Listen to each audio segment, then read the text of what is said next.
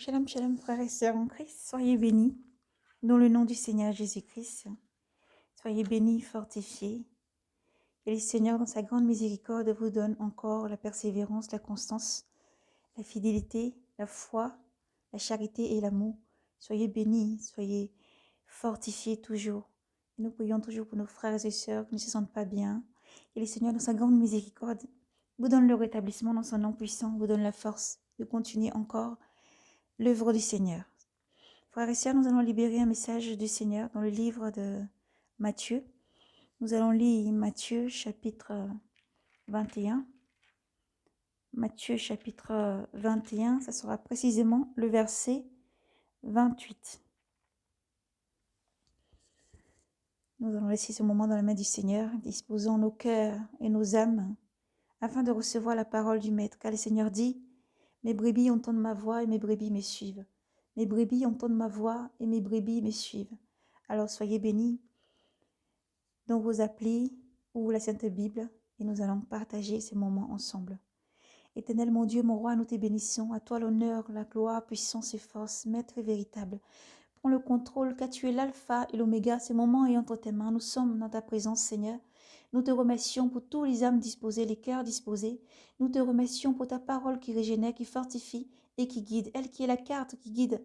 Tu es le chemin, la vérité et la vie, Seigneur. Merci, Seigneur, pour la vie de tous tes enfants dans le monde entier. Merci pour ta lumière et le Saint-Esprit qui conduit tous les âmes disposées, tous les cœurs disposés, chaque jour. Et nous prions que tout ce qui n'est pas de toi, Seigneur, soit retranché.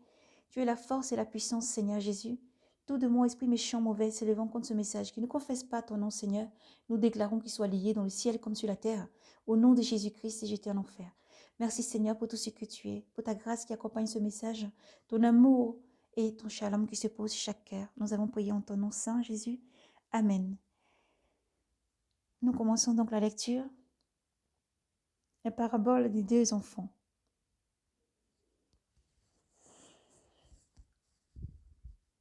Mais dites-moi votre avis. Un homme avait deux enfants. S'adressant au premier, il dit, « Mon enfant, va-t'en aujourd'hui travailler à la vigne. » « Je ne veux pas, répondit-il. Ensuite, pris de remords, il s'en alla. S'adressant au second, il dit la même chose. L'autre répondit, « Entendu, Seigneur. » Et il n'y alla point. Lequel des deux a faire la volonté de son Père? Le premier, répondit-il. Jésus leur dit, « En vérité, je vous le dis, les publiciens et les prostituées arriveront avant vous au royaume de Dieu. En effet, Jean est venu à vous dans la voie de la justice, et vous n'avez pas cru en lui. Les publiciens, eux, et les prostituées ont cru en lui. Et vous, devant ces exemples, vous n'avez même pas eu un remords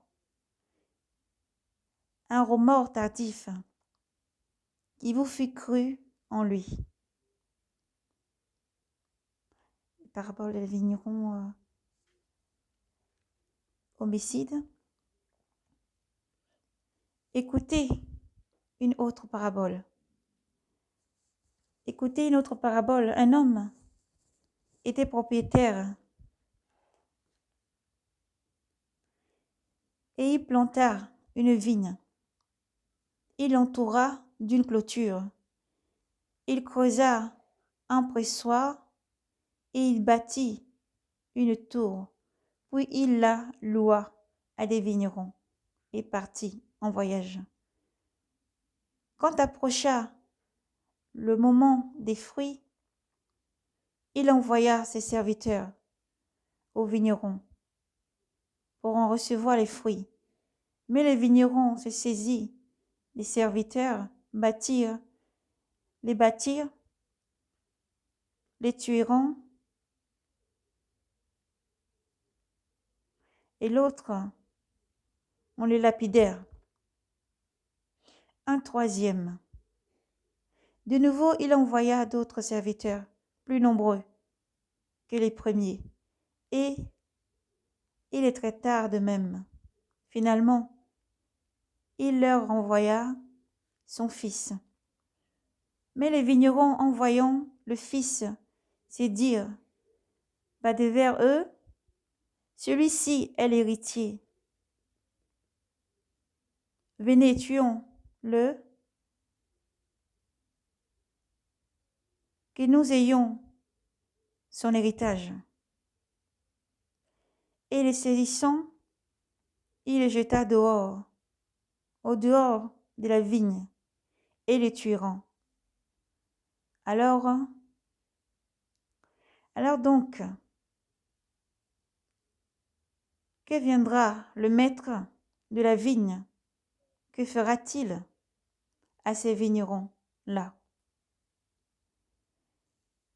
Il lui dit, il fera misérablement périr ces misérables, et il louera la vigne à d'autres vignerons, que lui on livrera et on livreront les fruits. Le fruit en leur temps. Jésus leur dit, n'avez-vous jamais lu dans les Écritures la pierre qu'avaient rejetée les bâtisseurs? C'est elle qui est devenue pierre de fête.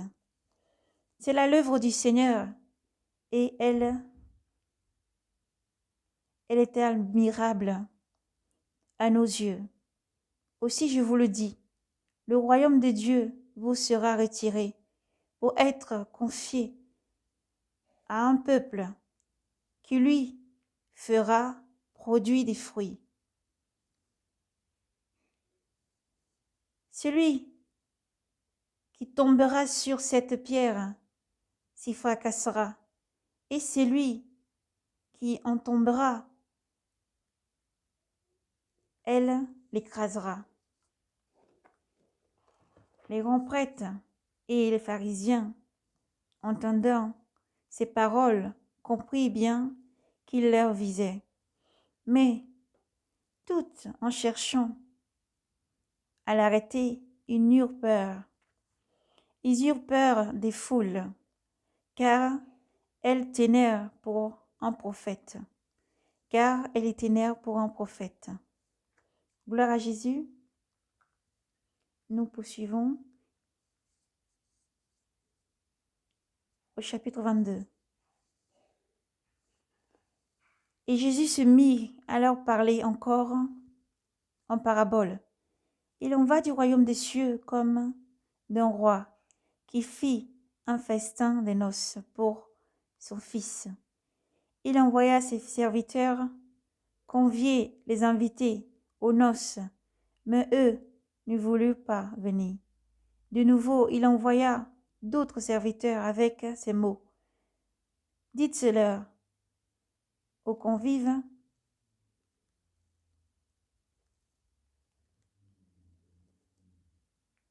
dites aux invités, voici, j'ai apprêté mon banquet. Mes taureaux et mes bêtes grasses ont été égorgés. Tout est prêt, venez aux noces. Mais eux n'ayant cure, s'en allèrent, qui à son champ, qui à son commerce, et les autres s'empara des serviteurs, les maltraitèrent et les tuèrent. Le roi fut pris de colère et envoya ses troupes, qui firent périr ses meurtriers et incendièrent leur ville. Alors il dit à ses serviteurs, la noce est prête, mais les invités n'en étaient pas dignes. Allez donc au départ des chemins et conviez aux noces tous ceux que vous pouvez trouver. Ses serviteurs, s'en étant allés, par les chemins, ramassant tout ce qu'ils trouvèrent, les mauvais comme les bons, et la salle des noces fut remplie de convives.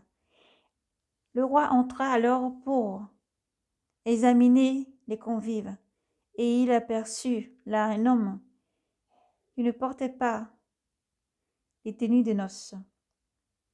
Mon ami, lui dit-il, comment es-tu entré ici sans avoir une tenue de noces? L'autre resta muet. Alors le roi dit au valet, jetez-le, pieds et poings liés, dehors, dans les ténèbres, là seront les pleurs et les grincements des dents, car beaucoup sont appelés, mais peu sont élus.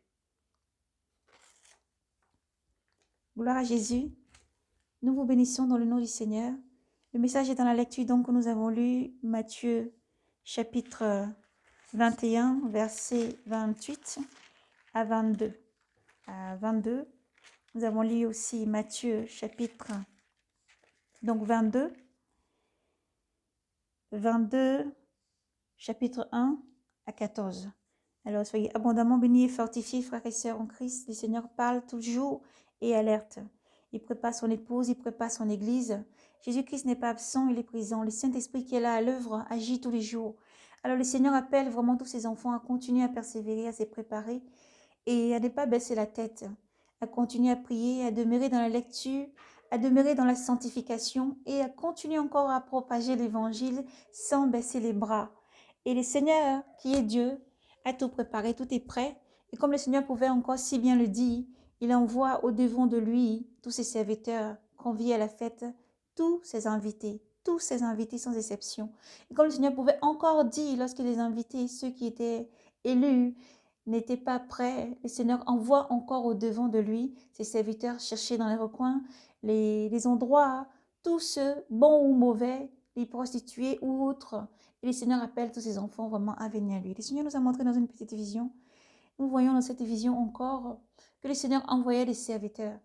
Dans cette vision, nous voyons que nous allons au-devant de nos sœurs, au-devant de nos frères, au-devant de ceux qui sont en train de vraiment prendre et consommer de l'alcool, de la drogue et tout ça. Au-devant de ces gens-là, nous parlons de l'évangile, nous parlons de l'amour de Jésus-Christ à ces personnes. Et beaucoup de cœurs étaient impactés. Ceux qui étaient loin de l'Église, loin de ceux que l'on peut dire parfaits, loin de ceux que l'on peut dire saints, écoutaient l'évangile. Ceux qui étaient en addition profonde à l'alcool, à la drogue et aux choses de la perdition du monde, écoutaient attentivement qu'il y avait un Dieu qui les aimait, qui au-delà de ce que eux peuvent voir, contempler et juger leur apparence, il y a un Dieu qui connaît les profondeurs de leur cœur, qui les appelle à venir dans cette sainteté, qui les appelle à accepter son bras tendu, qui appelle tous ceux qui sont à l'addiction à l'alcool, à la drogue, la fornication, l'impudicité, l'idolâtrie, le mensonge et toutes les œuvres mauvaises à se repentir. Il appelait encore les prostituées à se sanctifier, à laisser, comme le Seigneur pouvait encore parler à cette femme qui avait été condamnée lorsque les pharisiens et tous les autres, les prêtres, les ont amenés avec la foule, tout déchaînés devant le Seigneur. Disons, nous avons pris cette femme en flagrant délit d'adultère. Et dans la loi de Moïse, il nous est permis, il nous est donné de condamner et de lapider ce genre de personnes. Le Seigneur Jésus-Christ prit une pierre, après avoir continué à dessiner sur le sol, ils ont continué encore à lui demander, mais que dis-tu toi? Qui es toi? Qu'est-ce que toi tu dis par rapport à ce que Moïse nous a demandé de faire, par rapport à la loi? Et le Seigneur demandait, si parmi vous il y a une personne qui n'a jamais commis de péché, qui soit la première personne qui lance la première pierre, si cette victime, si cette personne victime, parce que tu as été victime d'un esprit mauvais, un esprit qui pousse à commettre l'adultère, un esprit mauvais qui pousse à commettre des choses mauvaises. Le Seigneur Jésus-Christ est amour. Et lui, lorsqu'il a demandé à cette personne, si l'un d'entre vous n'a jamais commis de péché, qu'il prenne lui-même la première pierre et qu'il la lance. Personne n'a été digne, ni les prêtres, ni les scribes, ni les pharisiens, ni la foule déchaînée, ni les docteurs de la loi. Personne n'a été digne de lancer la première pierre, car tout homme connaît son attitude, son comportement, son cœur. Et tout homme, malgré la personne, sait que la crainte de Dieu est grande que tout. Et alors chacun s'est retiré. Les plus vieux d'abord, les jeunes, les moins jeunes. Chacun s'est retiré, chacun est parti. Se retrouvant seul avec cette personne, cette dame, Jésus-Christ lui demandait ensuite, est-ce qu'il y a quelqu'un autour de toi qui t'accuse encore? Elle dit non, plus personne. Et il lui dit, va mais ne recommence plus encore. Ne retourne pas dans le péché. Ne retourne pas dans le joug de l'enfer. Ne retourne pas à te placer encore sur ce joug, mais tu as été libéré en ce jour. Ne retourne pas à te placer encore sur ce joug qui t'a enchaîné depuis longtemps. Aujourd'hui, tu en es délivré. Ne retourne pas dans ce joug encore qui pousse à te prostituer, à salir ton corps qui est le temple de Dieu, qui te pousse à consommer cette drogue qui détruit le temple de Dieu, qui te pousse à consommer l'alcool qui détruit le temple de Dieu que tu es. Car Dieu t'aime infiniment. Dieu t'aime infiniment et Dieu t'appelle. Dieu t'appelle. Lui ne regarde pas à ce que tu es maintenant, mais regarde à ce que tu seras, un sujet dans lequel il va se glorifier, un sujet dans lequel il se glorifiera. Dieu t'appelle. Il faut laisser la drogue, il faut laisser l'alcool, il faut laisser la fornication, le vol, l'impudicité, le mensonge, la bagarre, et laisser tout ce qui ne n'ont pas le nom du Seigneur, le vol, et tout ce qui entraîne derrière l'idolâtrie, et tout ce qui est mauvais, et venir à la lumière. Venez à la lumière, Dieu t'appelle. Viens à la lumière. Lui a pouvoir de juger. Il ne regarde pas tous ceux qui sont à côté de toi, mais il te dit, viens seulement. Lorsque tu m'accepteras de plein cœur, lorsque ton cœur sera ouvert à moi, que tu ouvriras cette porte, je t'emmènerai, je te laverai, mon sang va te sanctifier, ma parole va te sanctifier, et je serai avec toi. Je viendrai vivre en toi et je balayerai. Lorsque cette puissance se relèvera et voudra te conduire à nouveau pour chuter, je serai là pour te guider, pour te redresser, pour t'apprendre à te contenir, pour t'apprendre à te circoncis réellement, et tu seras enfin mon enfant. Alors Jésus vous appelle aujourd'hui et vous tend la main, qui que tu sois, où que tu sois, ce message est pour toi. Jésus-Christ t'aime, Dieu t'aime plus que tout et il t'appelle. Il t'appelle à venir prendre de l'eau vive gratuitement, à venir à lui tel que tu es.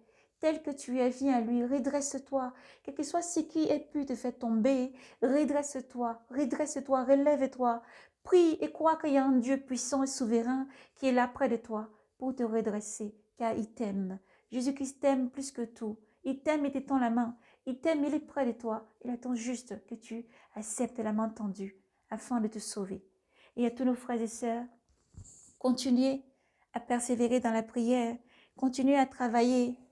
L'œuvre du Seigneur est grand.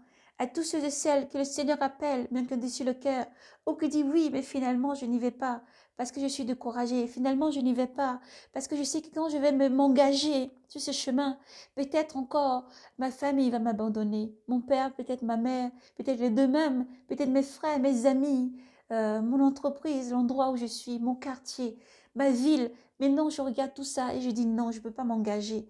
Alors j'ai dit oui, je sais que j'ai dit oui à la main tendue du Seigneur, mais je regarde tous les préjugés qu'il y a à côté et je n'ose pas. Alors le Seigneur t'appelle à te relever et à travailler. Il y a beaucoup qui sont appelés, très peu sont élus. Le Seigneur t'appelle à te lever et à travailler, à ne pas regarder à cette condition. C'est pas la condition qui va répondre de ta vie, de ton âme. C'est pas ce qu'il y a autour de toi qui va te sauver, mais c'est le oui que tu diras. Le oui, lorsque tu diras oui, le Seigneur sera là avec toi pour te conduire. Même si tout le monde t'abandonne, le Seigneur, lui, ne t'abandonnera pas. Parce que lui, il saisira de ton oui pour le transformer en gloire. Et même ceux qui t'ont abandonné tout autour de toi remarqueront que cette lumière que tu es, cette lumière, le sel de la terre que tu es, et rendons gloire à Dieu à travers le vase que tu es, le vase qui est renouvelé, que l'eau de vie est remplie, le vase d'où est remplie cette huile qui fait briller cette lampe. Alors ne baisse pas les mains et continue, quelle que soit ta situation. Qui que tu es, où que tu sois, Jésus-Christ t'aime et il est la force. Ne baisse pas les bras. Parce que lorsque la trompette aura sonné, ça sera déjà trop tard. C'est maintenant qu'il faut travailler, car la moisson est grande et les ouvriers sont peu nombreux. Et si tu entends le nom du Seigneur retentir, le Seigneur t'appelle encore, tu entends sa voix dans ton cœur. N'en dissipe plus ton cœur, mais viens travailler à la vigne. N'en dissipe plus ton cœur, mais viens travailler à la vigne, car la voix du Seigneur se fait pressant. Il crie encore dans ce désert, qui vais-je envoyer? Il crie encore dans ce désert, car tant d'âmes, faute de la parole du Seigneur, faute de l'évangile qui est propagé, la vraie doctrine du Seigneur qui sauve, tant d'âmes vont à la perdition sur cette voie large. Alors le Seigneur appelle tous ses enfants à être braves et courageux, à persévérer, à annoncer l'évangile encore, car Jésus-Christ lui-même est la force qui conduit tout un chacun. C'est lui qui mande, c'est lui qui conduit, c'est lui qui régénère, c'est lui qui est la puissance et la force. Et l'Esprit Saint est là qui conduit dans la vérité et la sainteté. Et toujours demeurer dans la sainteté, que vos reins soient saints. Soyez saints, car nul ne verra le Seigneur s'il ne demeure pas dans la sanctification et la sainteté. Il est bon de toujours continuer à travailler et garder vraiment la parole du Seigneur. Soyez abondamment bénis. Ce message en ce jour s'adresse à tous nos frères et sœurs du monde entier, tous les enfants de Dieu, tous les enfants de lumière, tous les enfants, tous les rappelés, les rachetés, les élus, les sentinelles, prophètes, prophétesses, pasteurs, tous les enfants de Dieu. Voici le Seigneur Jésus-Christ se tient à la porte. Voici que le Maître est à la porte. Il demande de travailler encore plus que, de donner plus encore et d'avancer sans cesse, car sa puissance se déploie pour vous accompagner. La puissance du Seigneur Jésus-Christ est avec vous pour vous rajeunir, pour vous redonner la force, le courage, la persévérance, vous redresser. Gardez courage, soyez braves et courageux et persévérez. Et surtout, redressez la tête car le Seigneur vous aime. Éternel mon Dieu, nous te bénissons pour la vie de tes bien-aimés, le cœur disposé maintenant de tes enfants, le cœur qui reçoit, Seigneur, ta parole, le cœur maintenant qui est régénéré. Ton Esprit Saint maintenant qui se pose sur ce cœur, Seigneur, ta main puissante qui se pose sur ce cœur, qui régénère, qui donne la force, le courage, Seigneur. Merci pour tout ce que tu es. À toi l'honneur, la gloire, la force et la puissance. Seigneur, nous te remercions vraiment pour tout ce que tu es et pour ta parole chaque jour, Seigneur, qui monte, qui réchauffe, qui fortifie chaque cœur. Merci Jésus pour tout ce que tu es. En ton nom, nous avons prié. Amen. Soyez bénis, le Seigneur est à la porte. Soyez braves et courageux et surtout persévérez. Maranatha.